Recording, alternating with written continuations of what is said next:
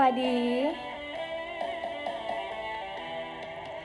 ตั้งแต่มือน้องอยู่กับอายตกลงกันไว้สัญญาอย่างดีอีก2-3 ปีเก็บเงินได้เฮาสิจัดงานแต่งน้องก็ฮักอายฮักหลายฮักแหงถนอมทอมแพงให้อายอย่างดีเกือบได้1 ปีฮักเฮานี่มันมาพังก่อนแต่งอายถามมาเหตุผลของน้องหากเฮาสองมันยังขาดบ่อนใดขอบอกเลยอายเหตุผลเฮานั้นบ่เข้าใจกันอยู่กันมาเกือบปีน้องก็มีเพียงอายบ่เคยมีไผ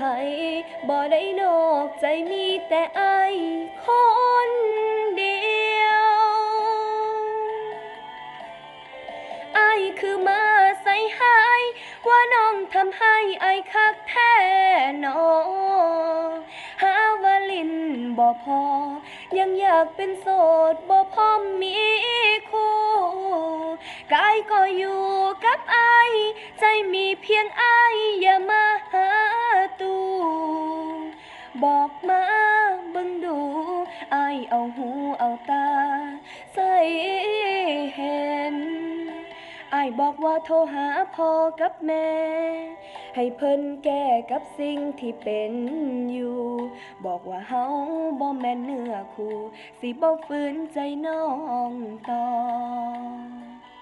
ความหักขึ้นที่เฮาสองคน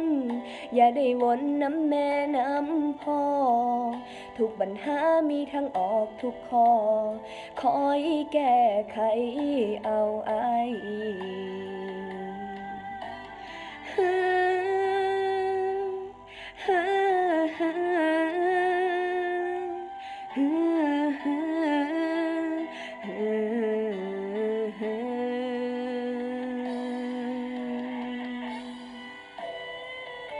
ก็ฝากติดตามผลงานเพลงของมะลิแองเจิลกันแล้วกันเด้